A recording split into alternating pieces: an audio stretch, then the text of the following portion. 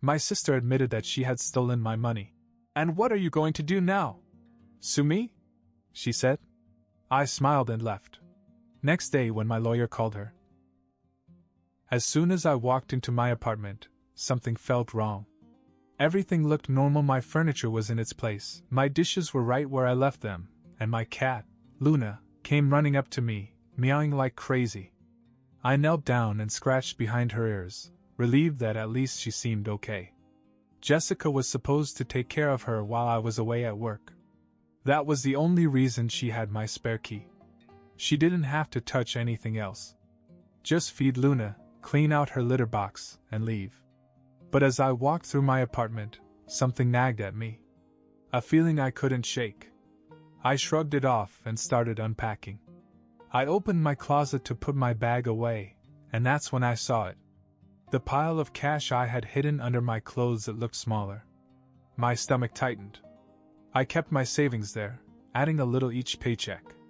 Before I left, I had counted it exactly. I knew exactly how much was there.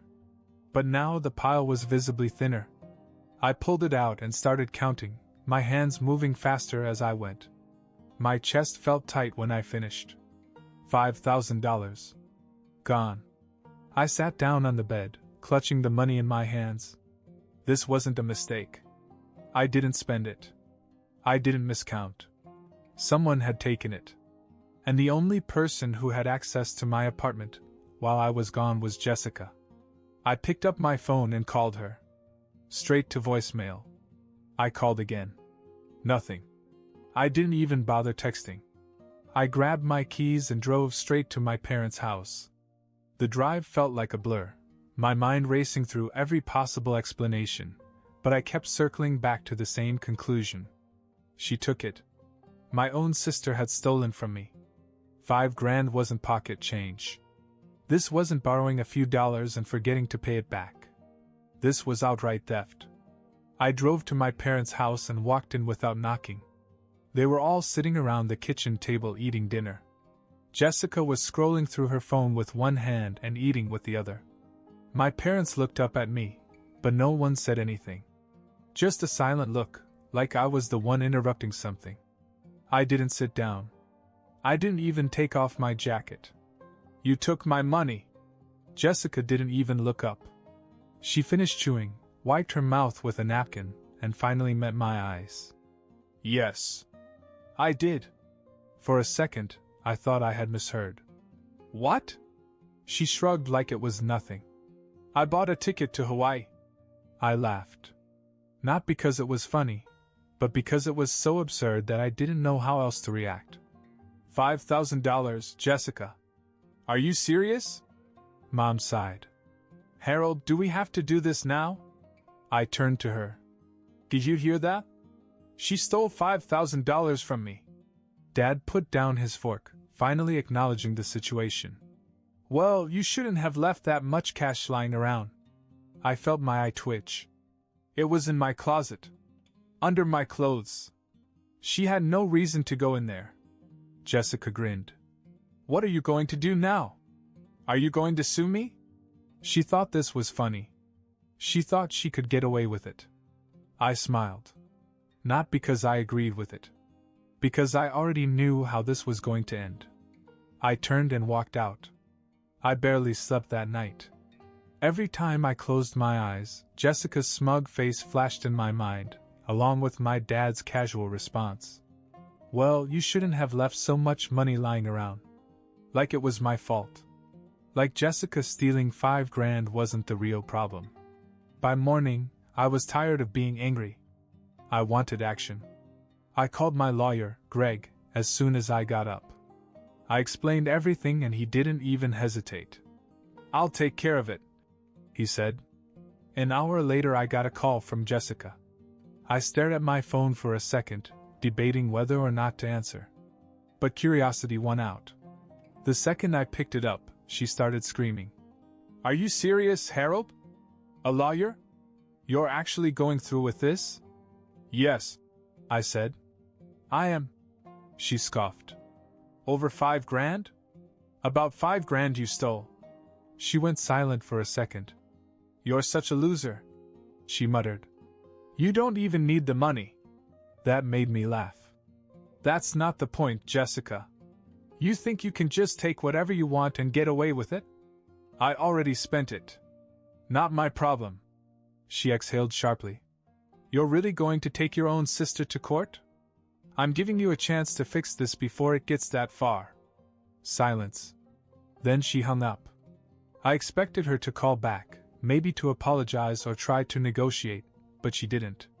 Instead, 20 minutes later, my mother called. Harold, she began, her voice already in that disappointed tone she always used when I didn't do what she wanted. This is ridiculous. Jessica is your sister. So? And families don't sue each other over money. I laughed. Families don't steal from each other either, Mom. She made a mistake. She knew what she was doing. Harold. A pause. Then, in a softer voice. She can't pay you back. Not my problem. She's already booked her trip. The money's gone. Again. Not my problem. She sighed. Your father and I think you need to let this go. It's just money. I clenched my jaw. If it's just money, why don't you pay me back for them? She fell silent. That's what I thought. After another sigh, she muttered. I don't know what's happened to you, Harold. You used to be such a nice boy. I rolled my eyes. I don't know what happened to you and Dad. You used to be parents. I hung up on her before she could say anything else. I had barely put my phone down when I got a notification. A Venmo request. From Jessica. I opened it. She had the audacity to ask me for $5,000, with a message attached, for emotional damages. For ruining my life. I stared at it for a full minute, trying to process the absolute insanity of it. Then I did the only sensible thing. I took a screenshot. And sent it to my lawyer. If Jessica thought this was over, she had another thing coming. By the time the afternoon rolled around, I was still seething. The audacity of this Venmo request was beyond belief. Not only was Jessica unapologetic, she actually thought she was the victim here. Greg, my attorney, called me back. I've sent her an official demand letter. He said. She has 48 hours to return the money before we escalate. I thanked him and hung up. Then, just as I was about to make myself a coffee, I got a text message. From Jessica, you're going to regret this. I frowned. Was that a threat? A warning? I didn't have time to find out, because 10 minutes later someone knocked on my door. I opened it, half expecting Jessica, but instead it was my father. I leaned against the doorframe. Didn't expect to see you. He didn't even say hello. You're off the case, Harold. I raised an eyebrow. No, I'm not. He sighed. Look, I know Jessica screwed up. But she's your sister. You can't just throw family under the bus like that. I crossed my arms. Funny, I thought the same thing when she stole my money. Dad clenched his jaw. You're really going to take your own sister to court over this? I stared at him. Would you say the same thing if I stole from her? He shifted uncomfortably but didn't answer. That's what I thought. Then he tried another approach. Jessica's life hasn't been easy, you know. I scoffed. Oh, there you go. She struggled. He continued. She needed a break, Harold. She wanted to take a trip and reset. I blinked. So her solution was to steal from me? It's just money. I almost laughed. So if it's just money, why don't you pay me back for it? He hesitated for a second. Then he sighed again. You know we can't afford that. I stared at him, the realization hitting me like a brick. Wait. Did you know? His silence told me everything. I shook my head, my blood boiling. Unbelievable. You knew she took it and you just hoped I wouldn't notice? It wasn't like that. No? Then what was it like? He exhaled. Look, it's done. She already bought the ticket. She's leaving in a week. Just let it go. I was speechless. Then I smiled. Well, I hope she enjoys her trip. Dad narrowed his eyes. What does that mean? I shrugged. Just that if she thinks she can get on a plane without consequences, she's in for a surprise. I saw a flicker of concern in his expression. Harold, don't do anything drastic. I smiled. Too late. As soon as he left, I grabbed my phone and called Greg again. Change of plans? I said. I want to hit them where it really hurts. Greg paused. What are you thinking? I grinned. Can you get a freeze on her assets? Like, say, her bank account? There was a silence. Then Greg chuckled. Now that's interesting. Do it. He sighed, but I could hear the amusement in his voice. Consider it done. Jessica thought she was untouchable. She thought she could steal from me and go to Hawaii without consequences. She was about to learn the hard way that she was wrong. The next morning I awoke to chaos. My phone was exploding with missed calls from Jessica, my mom, and my dad, plus a series of texts that made me laugh out loud the second I read them. From Jessica, "What did you do?" From Mom, "Harold, this is getting out of hand. Call me right now." From Dad, "Fix this. Right now." I took my time getting out of bed, made myself some coffee, and enjoyed the quiet before calling Greg. "Morning," he said, already knowing why I was calling. "I take it you noticed." "Oh yeah," I said, sipping my coffee. "What exactly did you do?" Greg chuckled.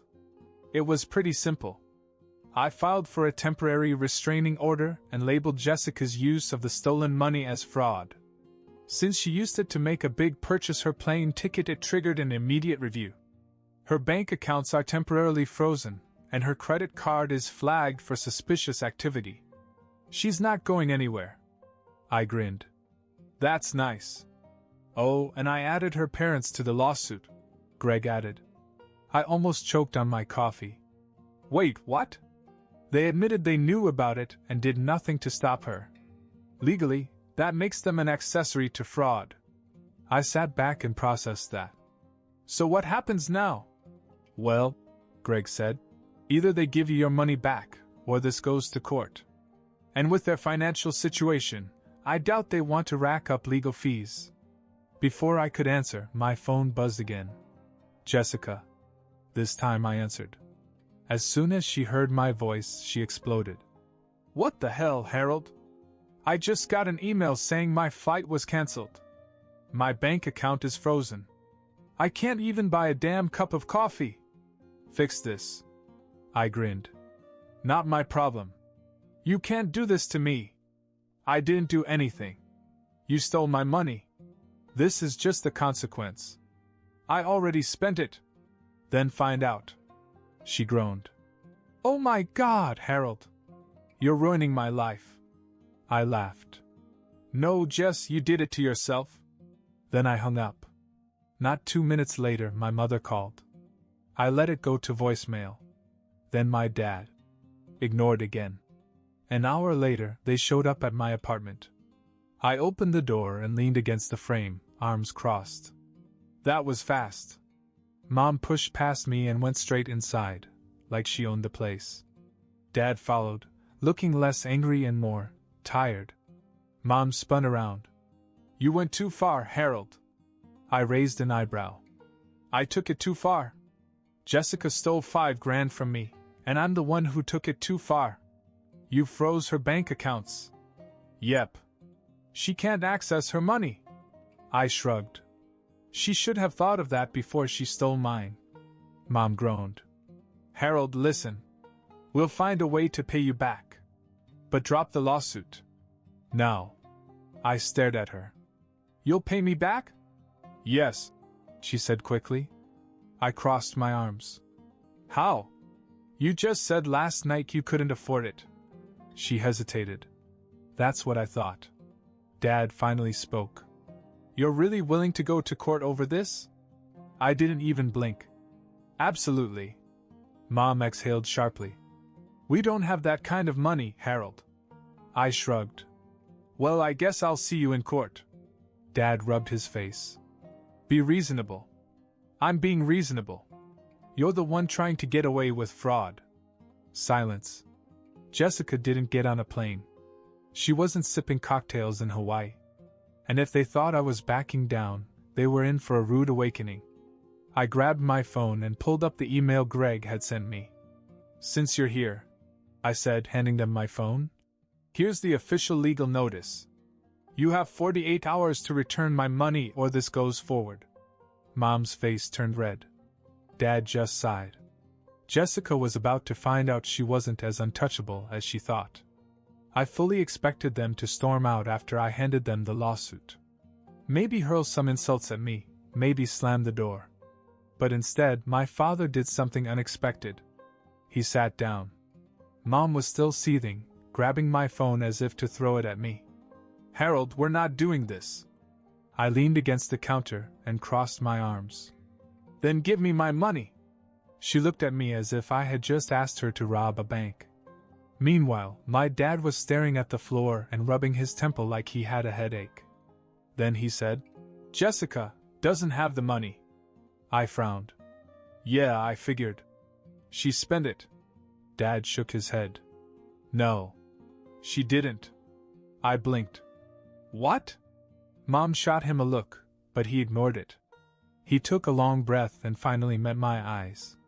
"She didn't buy a plane ticket." I felt my stomach tighten.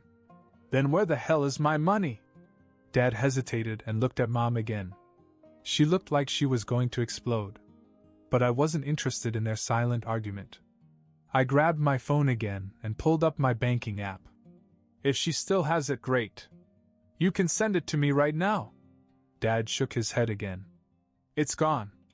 I stared at him. "Gone where?" He didn't answer. I turned to Mom. "Where is my money?" She exhaled sharply and crossed her arms. "It doesn't matter." I laughed in disbelief. "Excuse me? Jessica needed it more than you did." I was about 2 seconds away from losing it. "For what?" Mom hesitated, then said, "She was in debt, Harold." I stared at her. "Dead?" Dad sighed. "She owed people money. Not just credit card debt.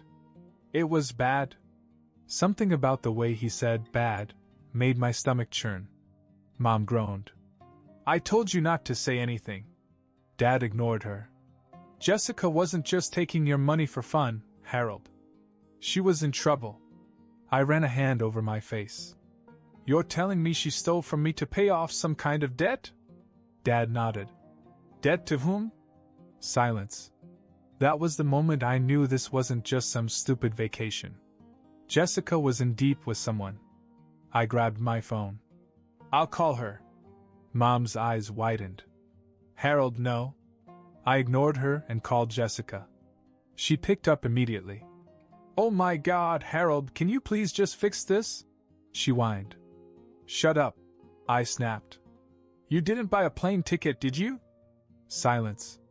Then, in a much smaller voice, "No." I closed my eyes and took a deep breath. "Who do you owe money to?" She hesitated. "It's okay now. It's taken care of." "Who?" She didn't answer. I clenched my jaw. "Jessica, if you don't tell me the truth right now, I swear to God dash." "Some guys, okay?" she snapped. "I owed some guys money, and if I didn't pay them back, I was going to get hurt. Are you happy now?" I felt my stomach drop. This had just gone from annoying family drama to something much worse. Jessica was dealing with people who don't call lawyers. People who don't send demand letters. People who take things a lot further than that. And suddenly, $5,000 wasn't my biggest problem anymore. I gripped my phone tighter. "Jessica, what have you gotten yourself into?"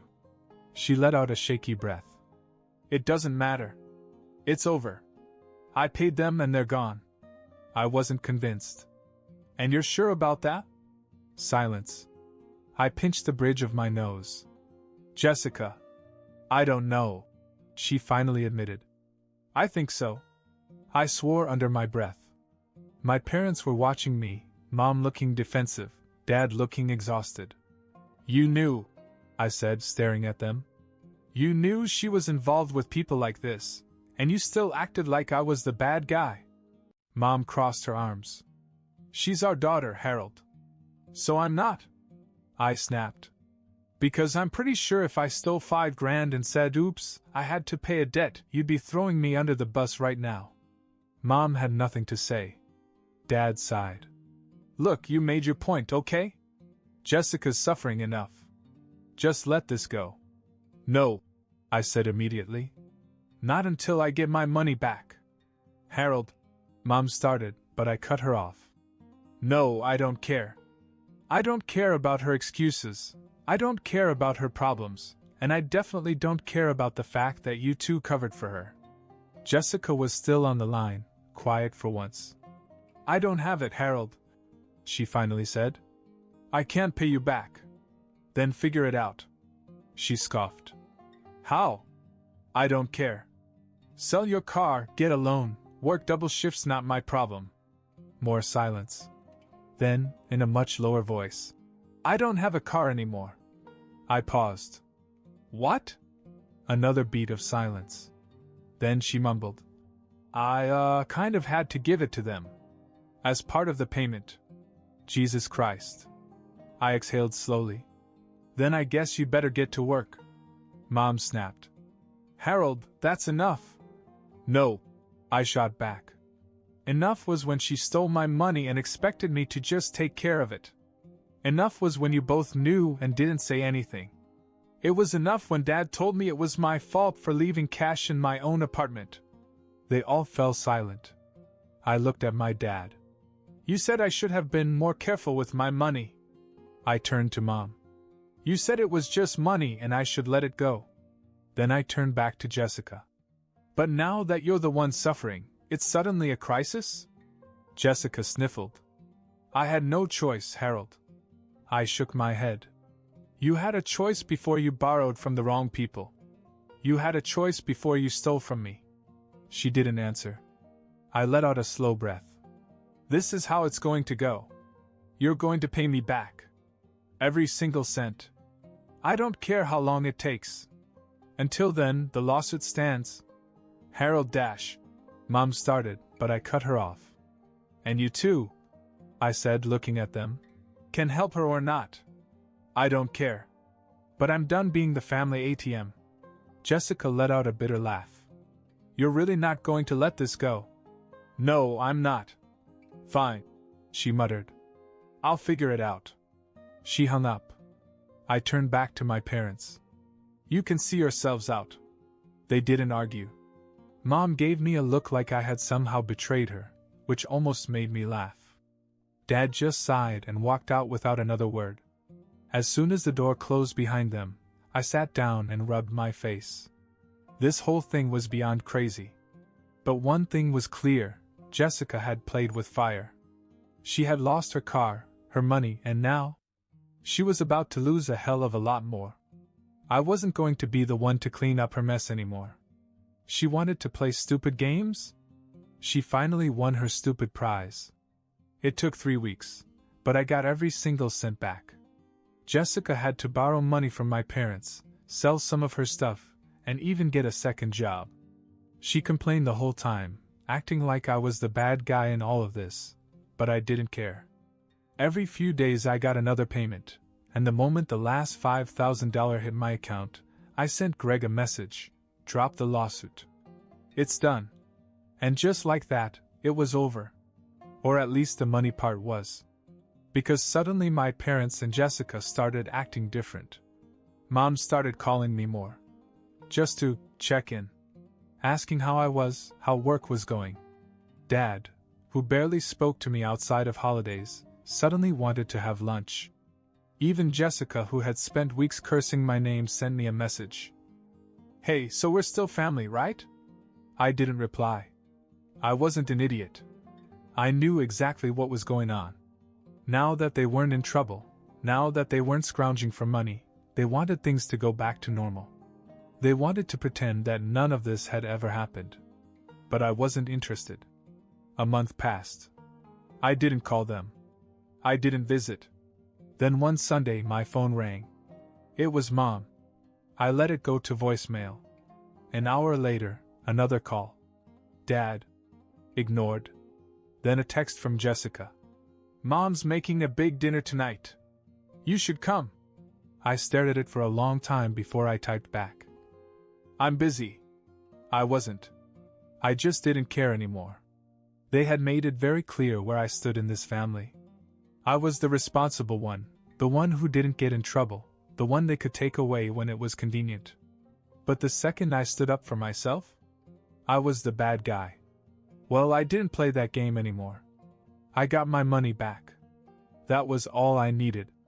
The rest? They could keep it.